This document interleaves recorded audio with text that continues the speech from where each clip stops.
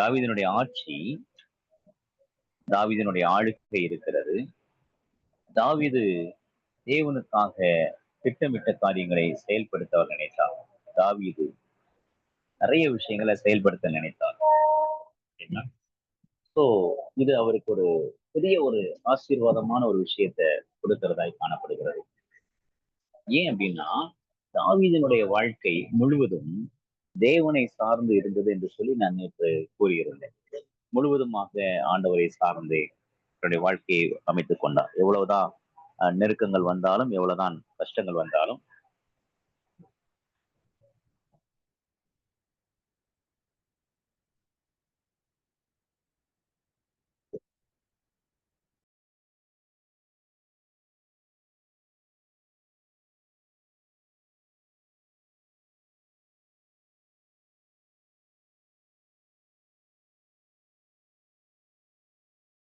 Mute ஆயிடுச்சு.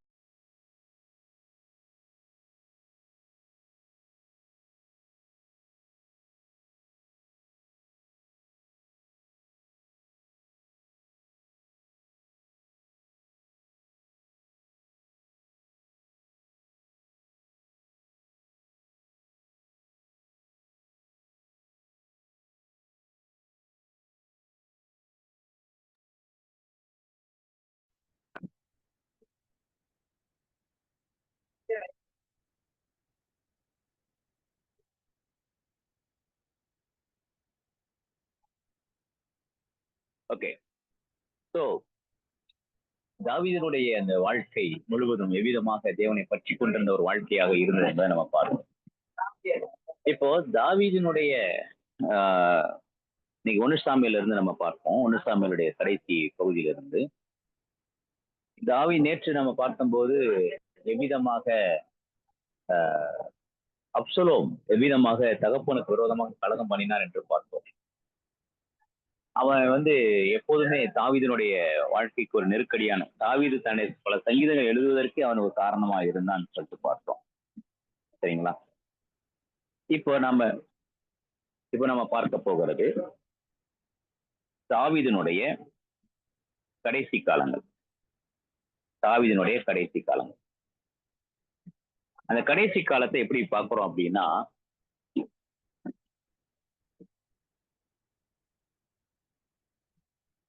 தாவீதினுடைய அந்த கடைசி காலத்தை எப்படி பார்க்கிறோம் அப்படின்னா, அரசவையில் யாரை நியமிக்க வேண்டும் என்று சொல்லி அவருக்கு பெரிய குழப்பம்.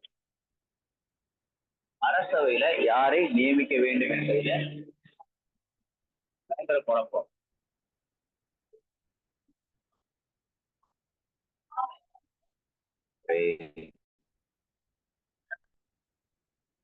இருங்க.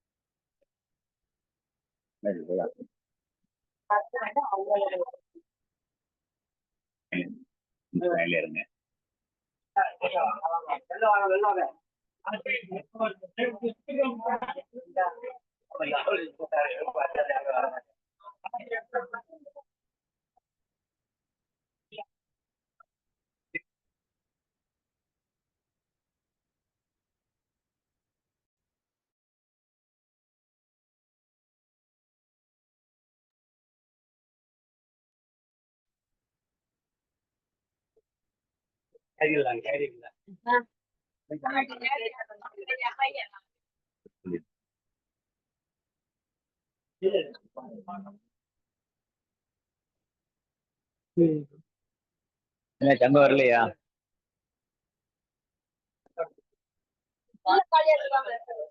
வரேன்.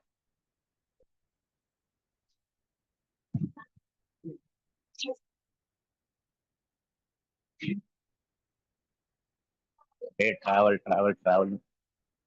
எடுத்துக்கலாம். பொங்கல் பூரி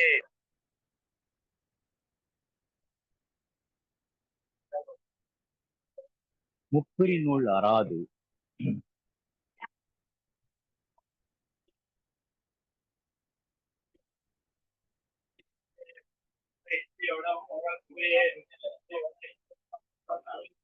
இருக்கா? உங்களை வேண்டி அங்கிருந்து வந்துட்டேன். கடை இருக்கா?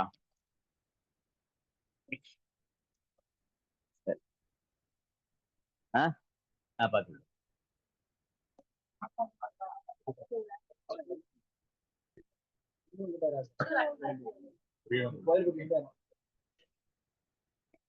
எங்கேயுமே நிக்கலையா? செம நிக்காதோ? செம நிக்காதோ? நிக்கும்ல? சரி, ஓகே. அப்போ சாரி சாரி சாரி, விட்டுறக்கூடாது, தியானத்தை விட்டுறக்கூடாதுன்னு சொல்லிட்டு தான் போராடிட்டு இருக்கிறேன். 1 ராஜாக்கள் 1ஆம் அதிகாரத்துக்கு வந்துருவோம். இன்னையோட தாவீதை நான் நிறைவு செய்ய போறேன். இன்றைக்கு நாம் செய்கிறதான ஒரு பெரிய ஒரு கிறிஸ்தவத்தினுடைய அல்லது ஒரு நிர்வாகத்தினுடைய காரியத்தை நான் பேசிட்டு நான் நிறைவு செய்ய விரும்புகிறேன். தாவீது வயது சென்று முதியவராக மாறினார். அதோனியாவை ராஜாவாக்க முயற்சித்தல், அதோனியாவை ராஜாவாக்க முயற்சித்தல். இப்போ ஆசாரியனாகிய சாதோக்கும் யூதாவின் குமாரனாகிய பெனாயாவும் தீர்க்கதரிசிய நாத்தானும் சிமேயும் ரேயும் தாவீதோடு இந்த பிரகாசம் அதோனியாவுக்கு உடந்தையாக இருக்கவில்லை. அதோனியாவுக்கு உடந்தையாக இருக்கவில்லை. ஓகே, ஒரு ஃபர்ஸ்ட் கிளாஸான ஒரு விளக்கத்தை நம்ம பார்க்க போகிறோம். என்ன அப்படின்னா, இப்போ ராஜா வந்து தாவீது வந்து டிக்ளேர் பண்ணல, எனக்கு அடுத்த ராஜா யாருன்னு சொல்லிட்டு டிக்ளேர் பண்ணல. அது ரொம்ப ஒரு நெருக்கடியில கொண்டு போயிட்டு இருக்கிறாங்க. ஒரு தலைமைத்துவம் என்பது என்ன அப்படின்னா, தனக்கு அடுத்த தலைவர் யார் என்பதை டிக்ளேர் பண்றதா இருக்குது. Next declare. ஏன்னா இது வந்து இண்டிபெண்டன்ட்டுக்கு தான் நான் சொல்ல வரேன். சொசைட்டிக்காக இருக்கிறது, அமைப்பாக இருக்கிறவங்களுக்கு வந்து எலெக்ஷன் இருக்கிறது. அப்போ எலெக்ஷன் வச்சு அவங்க தலைவரை தேர்ந்தெடுக்கிறாங்க. டிக்ளரேஷன் என்பது எனக்கு அடுத்த பொசிஷன் யாரு, எனக்கு அடுத்த தலைவர் என்பது அறிவிக்கிறது ரொம்ப ரொம்ப முக்கியம். தாவீது இதை செய்யல. தாவீது இது செய்யாம தான் காலதாமதம் பண்ணுகிறார். காலதாமதம் பண்றதை பார்த்த உடனே பத்சேபால கூப்பிடுறாரு. யாரு? நாத்தான் கூப்பிடுறாரு. நாத்தான் கூப்பிட்டு, நீ இப்படி இருக்காத, நீ போ அப்படின்னு சொல்லிட்டு அவர் என்ன செய்யறாருன்னா, ஏன்னா அதோனியாவும் இவனும் போட்டி போட்டுட்டு இருக்கிறாங்க அடுத்த தலைமை பொறுப்புக்கு. இப்ப தாவீதுக்கு என்ன செய்யணும்னு தெரியல. தாவீதுடைய உடல்நிலை மிக மோசமாக மாறிவிட்டது. அப்போ உனக்கு ஆண்டவர் ஒரு வாக்கு பண்ணிட்டாரு, உன் சிங்காசனத்துல நான் என்ன செய்யறேன், உனக்கு ஒரு வாரிசை ஏற்படுத்தும்னு நியமிச்சிட்டாரு. நல்ல கவனிங்க, உனக்கு வாரிசை நியமிப்பதை வச்சாரு. ஆனா அது யார் அப்படிங்கறத தாவீது டிக்ளேர் பண்ணணும். தாவீது தான் டிக்ளேர் பண்ணணும். இது தாவீதினுடைய கையில தான் இருக்குது. இந்த டிக்ளரேஷன் வந்து தாவீதுடைய கையில இருக்கு. இது எப்படியாக பார்க்க வரும். அப்போ லீடர்ஷிப் என்பது, தலைமைத்துவம் என்பது next leader, who is the next leader என்பதை அறிவிப்பதில் தான் இருக்கிறது.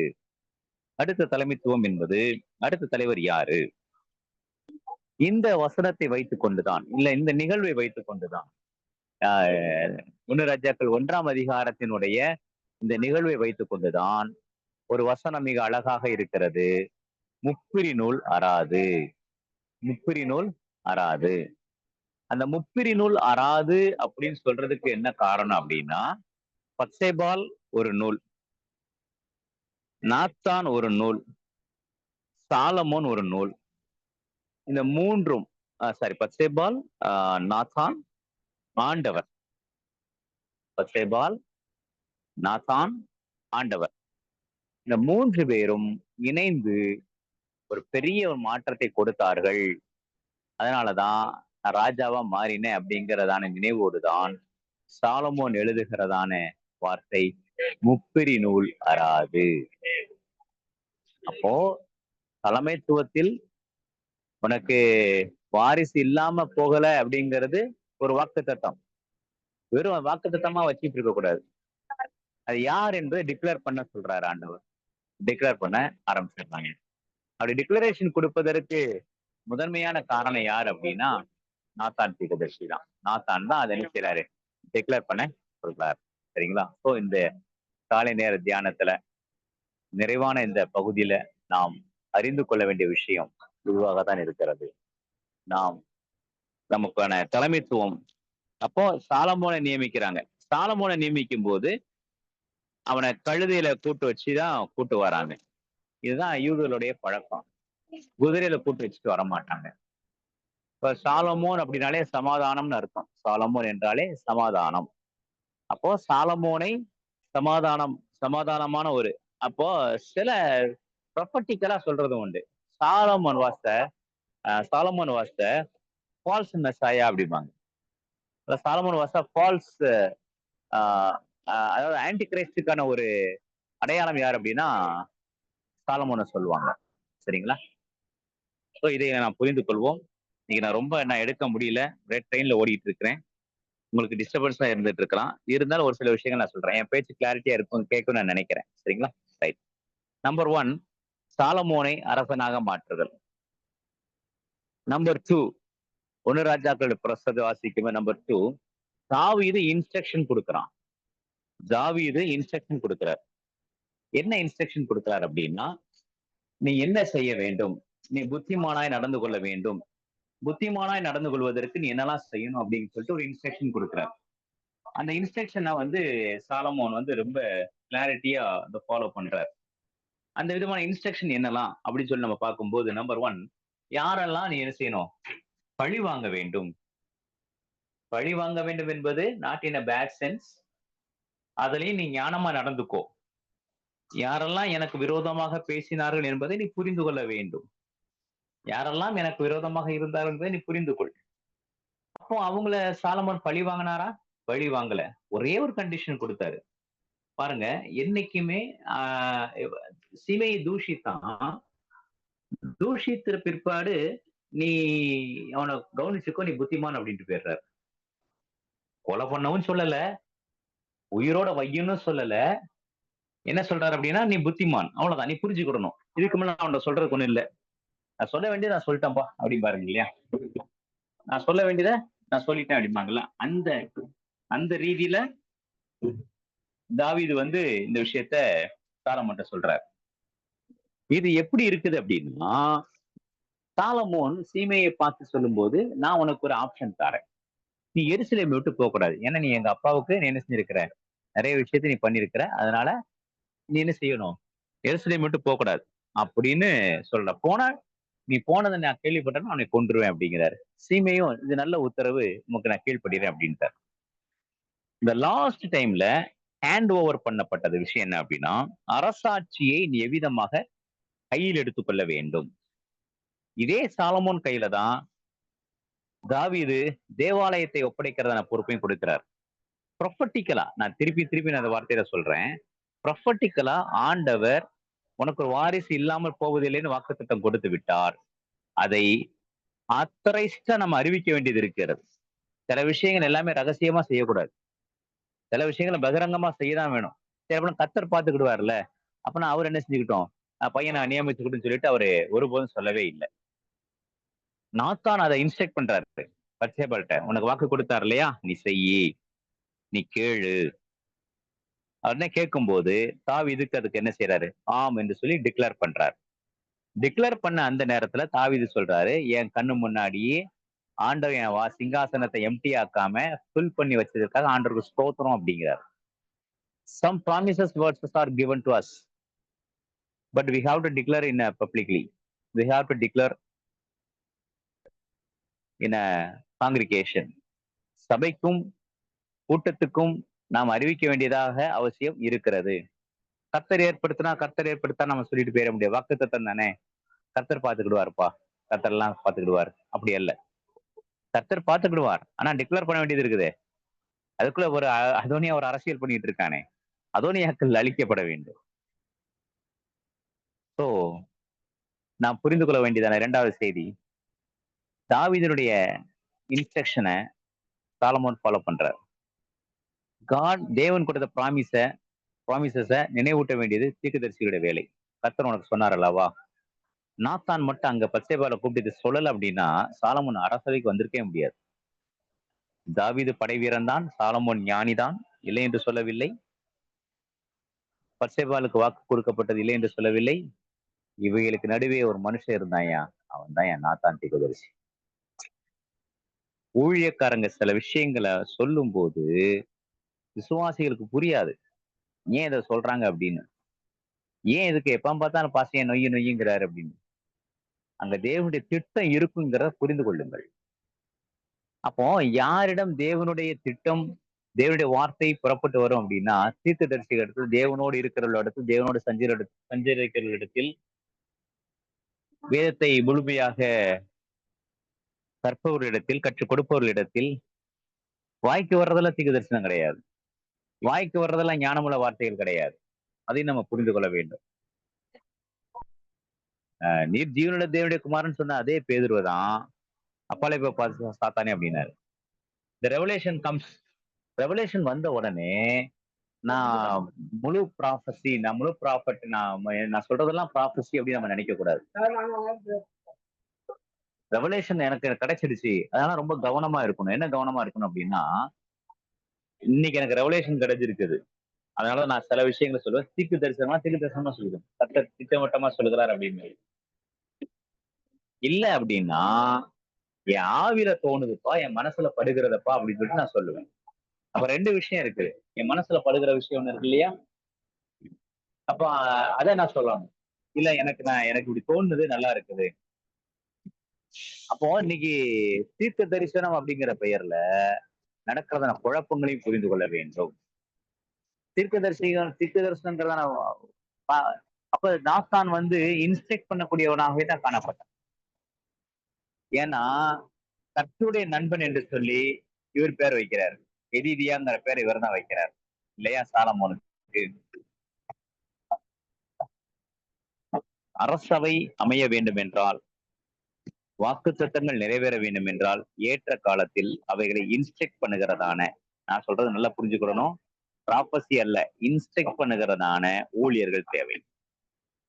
Instruction is very very important, more then the prophecy. அப்போ இந்த ப்ராபசி எங்கிருந்து வருகிறது அப்படின்னா, இந்த ப்ராபசியினுடைய தன்மை என்ன அப்படின்னா, அது இன்ஸ்ட்ரக்ஷன் இருக்க வேண்டும். அகபு வந்து சொல்றான், நீ போற இடமெல்லாம் கர்த்தர் கட்டுகளை வச்சிருக்கிறாருன்னு. ப்ராபசி. அதை செய்யாம இருந்திருந்தாருன்னா, எருசலேமுக்கு போகாம இருந்திருந்தாருன்னா, அப்ப பவுல் வந்து தெரிந்துதான் அதை போறாரு. எனக்கு கட்டுகள் இருக்குன்னு தெரியும், நான் போறேன் அப்படிங்கிறாரு. சோ இன்ஸ்ட்ரக்ஷன், ப்ராபசி, இது ரெண்டையும் நம்ம தெளிவா வச்சுக்கணும். எவ்வளவு பெரிய ஆளுமை இருந்தாலும், எவ்வளவு பெரிய வாக்குத்தத்தங்கள் இருந்தாலும், அதை சரியான விதத்திலே உங்களுக்கு சேனலைஸ்ட் பண்ணக்கூடியதான, போதிக்கக்கூடியதான போதகர்களை நாம் வைத்திருக்க வேண்டும். நான் ஊழியர்களுக்கு சொல்ல பெரிய ஒரு விஷயம் என்ன அப்படின்னா, இண்டிபெண்டா மினிஸ்ட்ரி பண்ணுங்க, நான் வேணானே சொல்லல. ஆனா அலோனா இருந்துடாதீங்க. You need a headship for you. உங்களுக்குள்ள ஒரு தலைமைத்துவம். இப்ப நான் வந்து இண்டிபெண்டா தான் இருக்கிறேன், ஆனால் நான் ஒரு தலைமைக்குள் இருக்க விரும்ப வேண்டும். ஏன் அப்படின்னா, என்னை கரெக்ட் பண்றதற்கு. இப்படி நாம இருந்து கொண்டே இருந்தோமானால், நாம் சரியான விதத்திலே கெட்டு போகாமல் நாம் தேவனுடைய ஊழியத்தை நிறைவு செய்வோம். பேதுரு தப்பு பண்ணும்போது பவுல் கண்டிக்கிறார். பவுல் சில விஷயங்கள் இதாகும் போது பகிரங்கமா பரிசுத்த ஆவியானவர் எழுதி வச்சிருக்கிறார். பவுல் தப்பு, நீ மாய்மாலம் பண்றன்னு சொல்லிட்டு பேதுரு நீ கண்டிச்சல்ல, அப்ப நீ எப்படி இருந்த? பரிசுத்த ஆவியானவர் எழுதி வச்சிட்டாரு. பவுல் கண்டிச்சாரு, பேதுரு மாய்மாலம் பண்றத பவுல் கண்டிச்சாரு. நான் முகமுகமாய் கண்டிச்சேன்னு சொல்லிட்டு நீ பெரிய சவால் விட்டியல்ல, நீ என்ன பண்ண? போய் இப்ப அத பரிசுத்த ஆவியானவர் எழுதியே வச்சிட்டாரு. ஆண்டவர் விடமாட்டாரு. இதுதாங்க தேவன். நாம் ஒருவருக்கு மேல் ஒருவருக்காக இருந்து கொண்டு, ஒருவர் மேல் ஒருவர் பட்சமா இருந்து கொண்டு, தேவனுடைய வார்த்தைகளையும் தேவனுடைய தன்மைகளையும் நாம் பிரித்து பகுத்து போதிகளாக இருப்போமானால், தாவீதுக்கு சாலமோனை நியமித்து, தாவீது சொன்னார், என் கண் காண சிங்காசனத்தை என் மகன் உட்காரத நான் பார்த்துட்டேன். அன்னைக்கு நாத்தான் மட்டும் அதை செய்யல. தாவீதினுக்கு வாக்கு தத்தம் இருந்துச்சு, ஆனா ஆக்ஷன் இல்லாம போயிருக்கு. Promises are there, but there is no action. செயல்பாடு இல்லாமல் போயிருக்கு. இந்த காலை நேரத்தில் நாம் ஆண்டோட்ட கேட்போம். நிறைய விஷயங்கள் கேட்க வேண்டியது. வாக்கு தத்தம் கொடுத்திருக்கிறாரு, அதை இன்ஸ்ட்ரக்ட் பண்ணக்கூடியதான போதகர்கள் இருக்கிறார்களா, அல்ல நம்ம சேனலைஸ் பண்ணக்கூடியதான நண்பர்கள் இருக்கிறார்களா, அதை சரியான விதத்துல கொண்டு போகக்கூடியதான தலைமை இருக்கிறதா, இதெல்லாம் நம்ம பார்க்கும்போது நாம் அச்சு பிசகாமல் தேவன் கொடுத்த வாக்கு தத்தங்களை நாம் சற்று சரியாக பின்பற்றுவதாக நாம் மாறிவிடுவோம். கர்த்தர் நம்மை ஆசீர்வதிப்பாராக. இன்றையோடு தாவீதினுடைய சிங்காசனத்து வரைக்கும் கொண்டு நம்ம நிறுத்தி வச்சிருக்கிறோம். நாளிலிருந்து புதிய தலைப்பில் நம்ம என்ன செய்ய போறோம், சிந்திக்க போகிறோம். கர்த்தர் தான் நம்மை ஆசீர்வதிப்பாராக. ஆமென். ஷாலோம். God bless you. இதாவே உடைய குமாரனாகிய இயேசுவாக மசியா என்னுடைய நாமத்தில் வருகிறோம். வாக்குத்தத்தங்கள் கொடுத்தது உண்மைதான். ஆனால் அதை நினைவூட்டி சரியான முறையில சேனலைஸ் பண்ணி அதை நாங்கள் புரிந்து கொள்வதற்கான நல்ல போதகர்களை எங்களுக்கு ஏற்படுத்தி தருவீராக. நாங்கள் இண்டிபெண்டா மினிஸ்ட்ரி பண்றோம். ஆனால் நாங்கள் தனித்து நின்று விடக்கூடாது, தனிமையாய் நின்று விடக்கூடாது. ஆண்டவரே, நாங்கள் உண்மையாக பற்றி கொண்டு உண்மையாக உடைய வார்த்தைகளை கீழ்ப்படிந்து அவைகளுக்கு நாங்கள் கேட்டு அறிந்து கொண்டு எங்கள் கண்கள் காண தாவீது சொன்னது போல என்னுடைய கண்கள் என்று கண்டது, என்னுடைய வாரிசுல சிங்காசனம் இல்லாமல் போவதில்லை என்ற வாக்குத்தத்தம் நிறைவேறியது என்பதை காணத்தக்கதான ஒரு நிறைவான ஒரு வாழ்க்கையை நாங்கள் பூமியிலே வாழ்ந்து உடைய வருகையிலே உண்மை சந்திக்க எங்களுக்கு கிருபை தருவீராக. எங்களுடைய வாரிசுகளை கைவிற்ற வேண்டாம், எங்களுடைய பிள்ளைகளை கத்தர் கைவிற்ற வேண்டாம். நாங்களும் அவருக்கு இன்ஸ்ட்ரக்ட் பண்ணி கத்தருக்குள் நிலைநிறுத்த புத்திமதி கூற, நான் வருமளவும் இவ்விதமாக புத்திமதி கூறுவாயாக என்று சொல்லி பவுல் திமோத்தேயுக்கு சொன்னது போல நாங்களும் சொல்லத்தக்கதான ஒரு அதிகாரத்தையும் ஒரு போதக அபிஷேகத்தையும் ஆண்டவரே ஊழியர்களுக்கு காணப்படக்கூடியதான ஒரு பெரும் தன்மையும், குறிப்பாக மோசேக்கு கொடுக்கப்பட்டதான அந்த அபிஷேகமும் பெசலேலுக்கு கொடுக்கப்பட்டதான அந்த ஞானமும் அறிவும் எங்களுக்கும் எங்களுடைய சந்ததிகளுக்கும் எப்பொழுதும் கேட்டுக்கொண்டிருக்கிறதா நம்முடைய பிள்ளைகளுக்கும் கடந்து வருவதாக. காலை நேரத்தினுடைய பணி கர்த்தருடைய அபிஷேகம் முழுவதுமாய் நிரப்புவதா தாழ்த்துகிறோம், தருகிறோம். இயேசு கிறிஸ்துவின் நாமத்தில் வேண்டிக் கொண்டோம் எங்கள் நல்ல பிதாவே. ஆமென். என் ஆத்மாவே கர்த்தரை ஸ்தோத்திரி, என் முழு உள்ளமே பரிசுத்த நாமத்தை ஸ்தோத்திரி. என் ஆத்மாவே கர்த்தரை ஸ்தோத்திரி, அவர் செய்த சகல உபகாரங்களை மறவாதே. ஆமென். சொல்லும் கர்த்தரை ஆசீர்வதிப்பார். தொந்தரவு இருந்தா மன்னிச்சுக்கோங்க, நான் ட்ரெயின்லயே உட்கார்ந்து பேசிட்டு இருக்கிறேன். அதனாலதான் சரியா இருந்திருக்கலாம். வரக்கூடிய காலங்களை நம்ம நன்றி. Thank you, Pastor. Thank you, Pastor. Thank you. Thank you. Praise the Lord. Shalom.